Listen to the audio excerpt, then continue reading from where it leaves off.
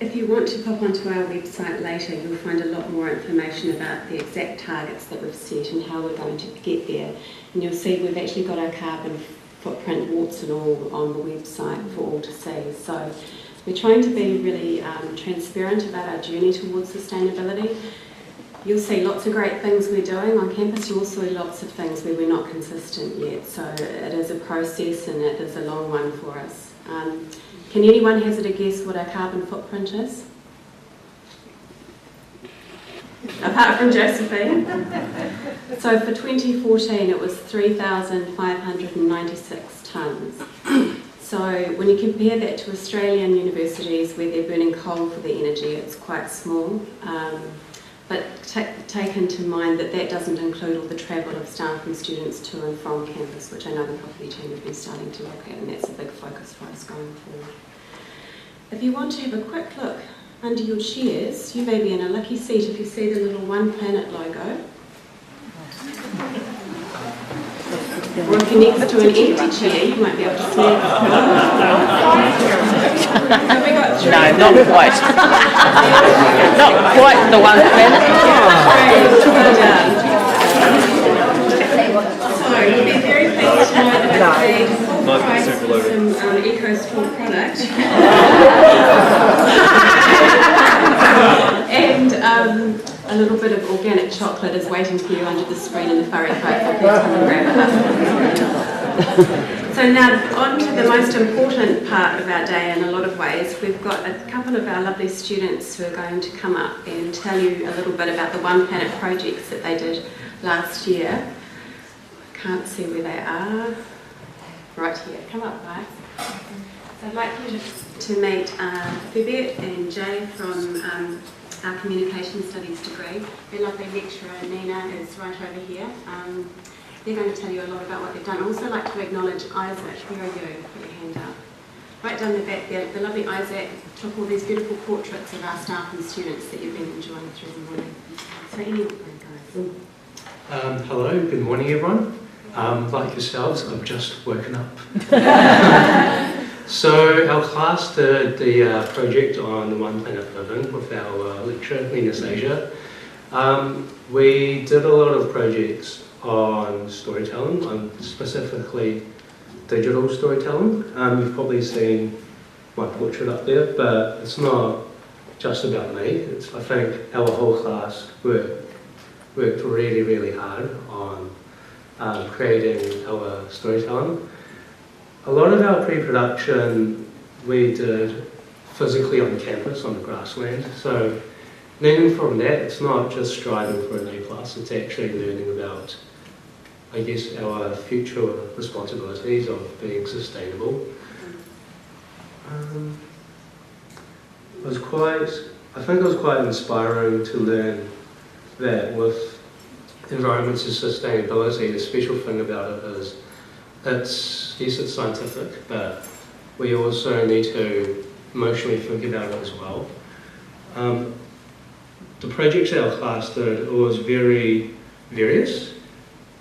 We learned that it's not just about tree hugging, there's so much more to it. I think you might see a portrait of Kate, who is also in my class. She did a lot of her storytelling on mouldedom and the responsibilities of water. There was a group that did a project based on the perspective of bees and how they fertilise the trees and plants and fruits. So I think that's the perspective of us, mostly the millennials.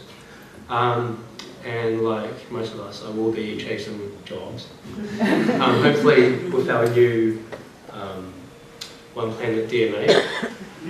So I guess that's my perspective of the future for everyone here today. I guess Jay's got a few words to say as well. Thanks, Phubeth.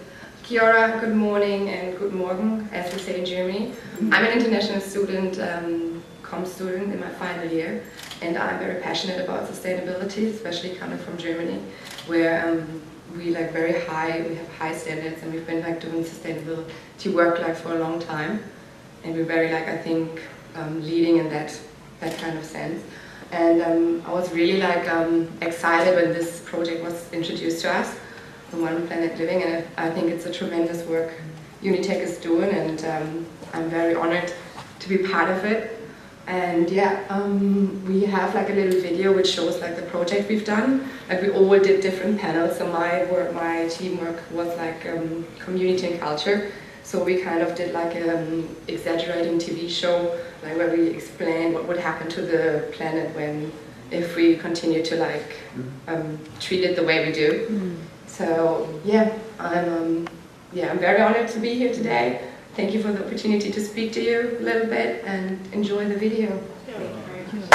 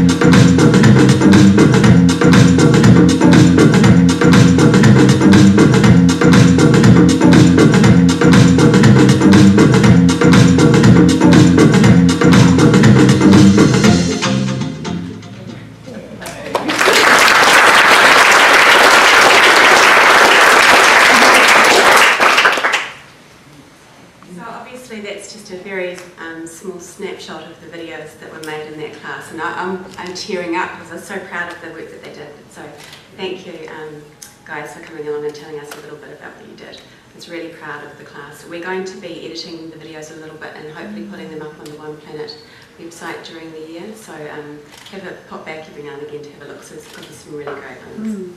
So thank you guys. Now, is anyone here hungry for a bit more detail on the One Planet strategy? Or you just wanted breakfast?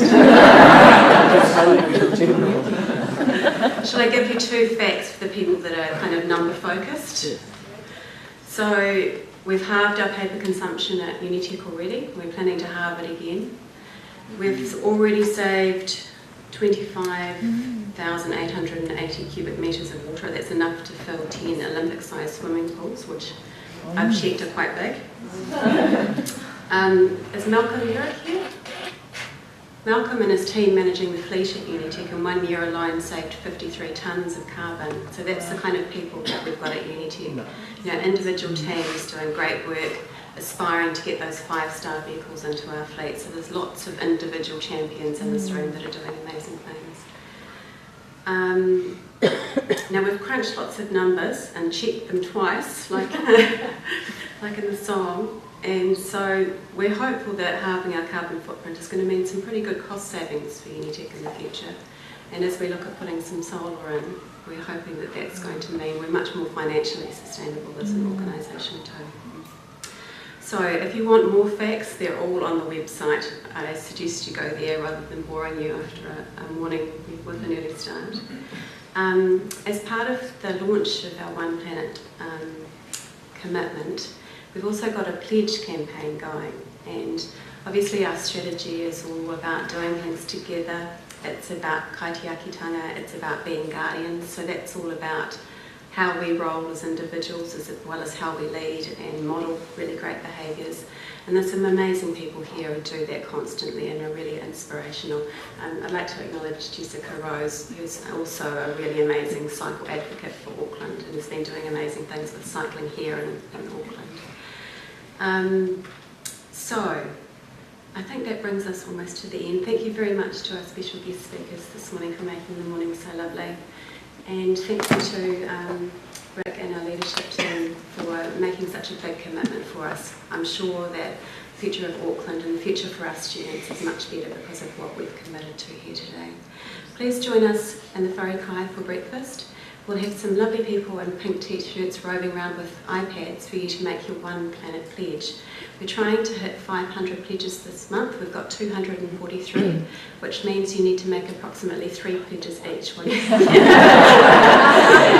for those of you that are already sustainability gurus, this is going to be really tough because they get harder as you go. So thank you so much for coming and making this morning so special. Please join us next door. And special thanks to our hosts today in the special house. We couldn't have been more proud to be in this special space, and we always are cared for so well here. Thank you, everyone.